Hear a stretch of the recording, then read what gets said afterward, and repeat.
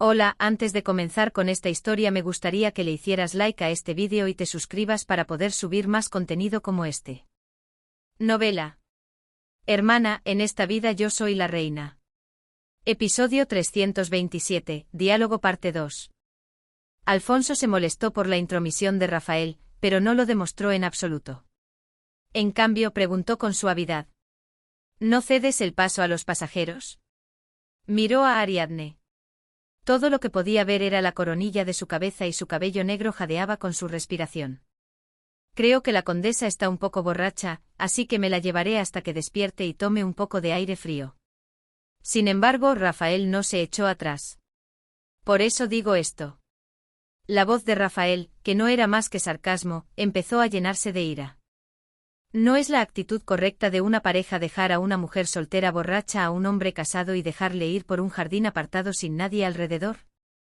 No, ¿verdad, príncipe? Alfonso se sintió ahogado. Como no era ese tipo de persona, no tenía más que decir que creerle. Y Rafael conocía demasiado bien a Alfonso. O solo intentaba pedirte que confiaras en mí y me mandaras lejos. Con los brazos cruzados, bloqueó con su cuerpo las escaleras que estaban a punto de bajar. He gastado todo mi crédito en ti, noble. Si finges no saber nada de la gente diversa de la ciudad, te tratarán como basura humana. Rafael escaneó a Alfonso de arriba a abajo. El príncipe Alfonso, con su cabello dorado cuidadosamente peinado y su túnica color crema, fue el monarca más popular del continente central. No había nada objetivamente defectuoso, incluyendo hombros bien angulados, dolor en el pecho que parecía estallar de la ropa hecha a medida y postura impecable. Eso avivó aún más la ira de Rafael. ¿De qué sirve toda esa apariencia brillante que tienes? Analicemos objetivamente lo que has hecho. Eres un sinvergüenza que intentó seducir a una mujer soltera estando casado, y luego la estafó su dinero. Ni siquiera un cliente habitual de una cortesana se rebajaría a tal comportamiento. Alfonso, que había estado escuchando en silencio los abusos de su amigo, abrió la boca con voz entrecortada. No creo que sea el lugar para hablar de esto, pero sí, ya que salió el tema, déjame preguntarte. De hecho, él había contactado a Rafael para reunirse inmediatamente después de interrogar a Elko. Quería escuchar la versión de la otra parte porque no podía creer completamente las excusas de Elko. Sin embargo, la respuesta de Rafael fue una sola línea: attaccati a sto cazzo. Era una frase que contenía genitales y que aproximadamente significaba vete a la mierda. El oro que Ariadne me envió, ¿qué significa eso? Al escuchar esas palabras, las venas del cuello de Rafael se hincharon y su pálido rostro se sonrojó. Parecía que Rafael se iba a excitar como la última vez y la conversación se convertiría en una pelea. Alfonso reprimió la creciente irritación. Al menos uno de ellos tenía que mantener la cordura. Con calma, repitió. Dímelo con exactitud. Casualmente Ariadne también estaba allí. Afortunadamente su presencia impidió que Rafael soltara palabrotas. Por supuesto. Rafael espetó con incredulidad. Esos 10.000 ducados que llevé en oro que envió la señorita Ari. Añadió para su estúpido viejo amigo. Los 90.000 ducados que envié a través del gremio y la rama de la Santa Sede después de eso también, un total de 100.000 ducados. Eres un gran ladrón a nivel nacional, basura. Y ese era exactamente el oro que Elko había afirmado que el reino de Gálico le había proporcionado. Alfonso se volvió lentamente hacia Ariadne. ¿Es esto cierto, Ari? Añadió. Su voz temblaba. Los 100.000 ducados de fondos militares que recibí, era tu oro. Ariadne parpadeó con una expresión de asombro. ¿De verdad, no lo sabías? Parecía que la embriaguez se le había pasado por completo. Había sospechado que la correspondencia no era fluida, pero nunca imaginó que estaría tan completamente cortada. ¿Es tu oro o no? Alfonso, agitado, le preguntó de nuevo. En la mente de Alfonso se cruzaban las imágenes de él jactándose, los libros de contabilidad meticulosamente elaborados que había traído, y la figura de la Ariesa pavoneándose mientras le traía comida cuando estaba confinado en Gálico. Eso es. Tenía muchos pensamientos. Ariadne no pudo terminar la frase y balbuceó las palabras. Tenía que contarlo. Incluso cuando le había dicho a Alfonso en la sala de las estrellas que nunca más se le acercara, eso era lo que le preocupaba. Ari. Rafael gritó desde un lado. Díselo, es tu oro. La insistencia de Rafael la ayudó a decidirse. Alfonso tenía derecho a saber el origen del oro. Rafael. Ariadne, con la decisión tomada, suspiró. Se volvió hacia Rafael. ¿Podrías dejarnos solos un momento? Alfonso se sorprendería si lo supiera. Después de saberlo, podría incluso pensar que hubiera sido mejor no saberlo. Pero Ariadne no era su tutora. Ya sea que se arrepintiera o no, o que llegara a odiar al dueño del oro al saber cómo le había llegado, era asunto de Alfonso enfrentarlo y juzgarlo por sí mismo. La voz de Ariadne pronunció una sentencia sobre Rafael. Creo que tenemos algo de qué hablar, los dos. Rafael tenía una expresión como si le hubieran golpeado en la nuca con un martillo. Parpadeó un momento con sus ojos rojos como los de un conejo. Pero pronto se enfureció. Ari. Rafael señaló a Alfonso. Con ese traidor, ¿qué más hay que decir? Rafael no podía entenderlo. Él había sacrificado todo por Ariadne. Tiempo, devoción, corazón, pureza. Sobre todo, nunca la había traicionado. Rafael pensaba que esa era la mayor diferencia entre él y Alfonso. Era una locura elegir a alguien que traicionaba la confianza en lugar de un hombre que solo la miraba a ella. Es peligroso, no vayas, ¿en qué confías para seguirlo? Ariadne levantó lentamente la cabeza. Sus ojos oscuros bajo las pestañas negras miraron fijamente a Rafael. Cuando Ariadne lo miró, Rafael se golpeó el pecho. Quédate aquí conmigo. Rafael estaba excitado. No era algo que él debiera escuchar, pero si no le contaba hasta cierto punto, no podría convencerlo. Rafael. Esos 100.000 ducados de oro no son míos. La boca de Rafael se abrió.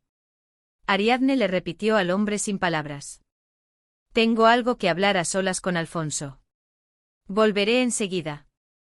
Dejando atrás a un Rafael en silencio, Ariadne tiró de la manga de Alfonso. El señor Manfredi no había tenido un buen día últimamente.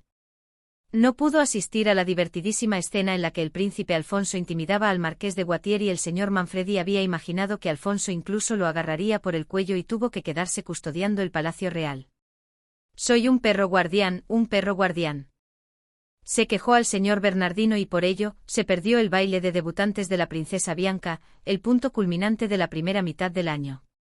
Había sido asignado al turno de guardia. Los caballeros, incluido el señor Dino, se reían a carcajadas y se burlaban de él. Ladra, Manfredi, guau, guau. Como dices que eres un perro guardián, sigues siendo asignado a tareas de guardián. El príncipe Alfonso confió la tarea de vigilar al señor Elco a los caballeros en quienes confiaba especialmente. Se turnaban para vigilar al señor Elco desde la distancia. Hoy, por casualidad, era el turno del señor Manfredi. Era una queja llena de frustración. Maldita sea, nada sale bien. El señor Manfredi se rascó la nuca. Ese tipo siempre está encerrado en su habitación sin hacer nada.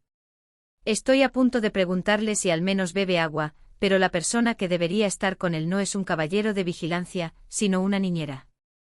Mientras el señor Manfredi murmuraba para sí mismo, vio la puerta del señor Elco abrirse silenciosamente. El señor Manfredi cerró la boca de inmediato y puso la mano en la empuñadura de su espada. Observó la puerta que se abría con la agudeza de una espada bien afilada. Chirrido. De allí salió el propio señor Elco con la capucha marrón puesta. Miró a su alrededor, y al confirmar que no había nadie cerca, corrió rápidamente por el pasillo con pasos silenciosos. El señor Manfredi se levantó de un salto y comenzó a seguir al señor Elco, ocultando su presencia.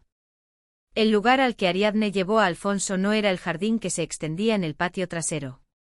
Sus pasos se dirigían, en cambio, hacia la entrada principal, donde había mucha gente. ¿A dónde vamos? ¿Está bien que nos vean? A la pregunta de Alfonso, Ariadne solo respondió brevemente.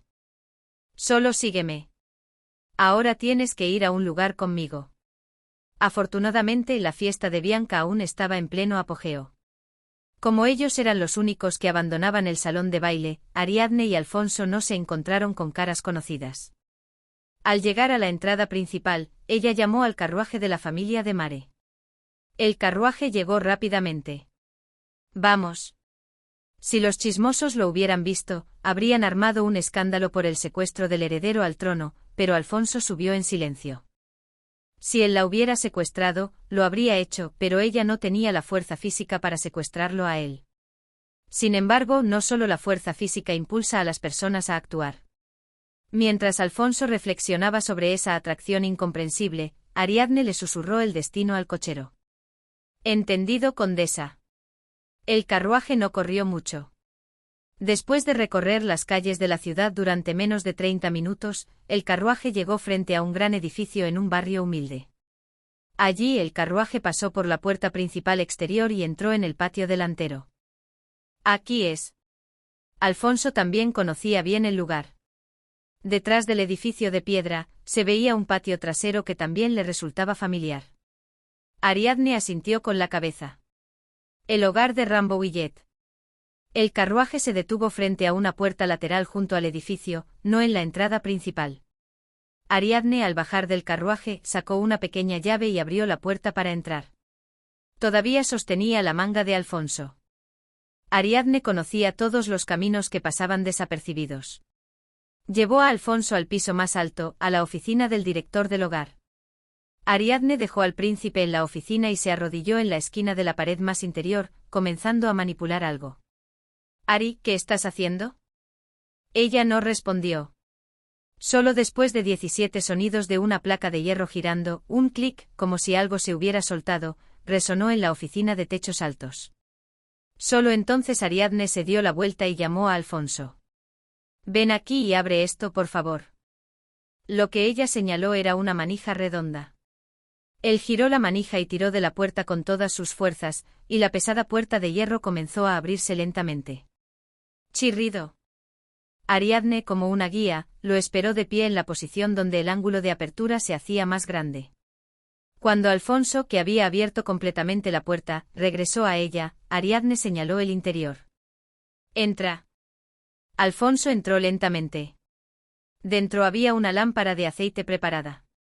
Al encenderla con el pedernal que estaba al lado, la iluminación fue suficiente para inspeccionar el interior. Dentro de la puerta había una gran cavidad de unos 5 bispe, unos 200 metros cuadrados. Parecía un almacén donde se guardaba algo, pero ahora estaba vacío. Miró a su alrededor. Lo único que quedaba en el almacén era un sobre. Alfonso se acercó y recogió el sobre. Al sacar lo que contenía, encontró algo parecido a una carta. Desdobló el papel y comenzó a leer. «Mi amado hijo Alfonso. Madre». Los ojos de Alfonso se abrieron al ver la letra de su madre, que apareció de un lugar completamente inesperado. «Espero que nunca tengas que ver esta carta, que yo misma pueda entregarte este dinero con mis propias manos, o mejor aún, que este dinero nunca tenga que ser usado». Con cada frase que leía, sus labios se secaban. No tuvo tiempo de tragar saliva. «Esta madre es una pecadora. Cegada por la seguridad de mi hijo, decidí dejar morir de hambre a muchos enfermos y débiles, omitido. Pero al final del día, lo que veo son los ojos inocentes de mi hijo». Las manos del príncipe temblaban. «¿Qué es esto?». Pero no podía dejar de leer. La letra de su madre se desmoronaba a medida que avanzaba la carta. «Mi vida no importa», mi esposo cierra los ojos al afecto, la investigación no se llevará a cabo. Después de eso se describían detalladamente sus quejas sobre su matrimonio, el miedo a las situaciones que amenazaban su vida, la presión y las cosas que había hecho por su hijo. «Dios mío». El príncipe se desplomó de rodillas en el espacio vacío. Lágrimas calientes brotaron de sus ojos. Era natural que no hubiera llegado la factura del prestamista que esperaba el pago de los fondos militares. Sus fondos militares no eran dinero que el cardenal de Mare le hubiera proporcionado de la Santa Sede, ni dinero enviado por la gran duquesa Lariesa del reino de Gálico. Era lo que su difunta madre había preparado para él. Era el último adiós de una persona que le había dado amor sin pedir nada a cambio.